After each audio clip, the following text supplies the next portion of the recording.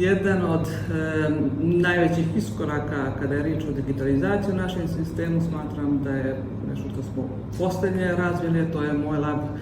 mobilna aplikacija. Cilj jeste da omogućimo prije svega pacijentima da imaju potpunu kontrolu nad njihovim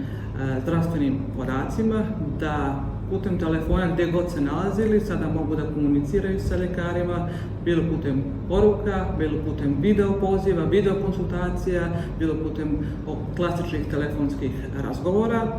Također mogu cjelokupnu svoju istoriju bolesti, svoje medicinske izvještaje, svoje laboratorijske izvještaje, analize da imaju na jednom mjestu i da negdje sami prate svoje zdravstveno stanje. Kroz aplikaciju smo omogućili i da dobiju određena obavještenja kako o novitetima u našem sistemu, ali i posebna obavještenja, odnosno notifikacije za pojedine terapije, za pojedine lijekove, kako bi na vrijeme i kontinuitetu poštovali ono što im i ljekar propiše. Na ovaj način smatramo opet da je sam benefit, najveći benefit će zapravo imati pacijenti koji sada nemaju te nepotrebne možda dolaske i sve što im je potrebno jednostavno mogu da pristupe sa svog telefona u bilo koje vrijeme i sa bilo koje lokacije. Na kraju smatramo da sve ove nadogradnje nisu samo tehničke nadogradnje, već one direktno treba da utječu na kvalitet zdravstvene zaštite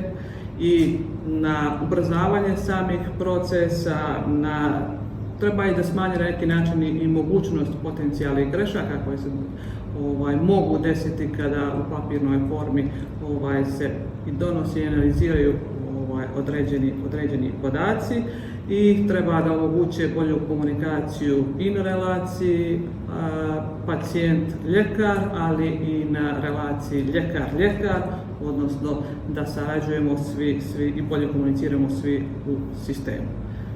MojLab je shvatio da digitalizacija nije budućnost, već da je sadašnjost i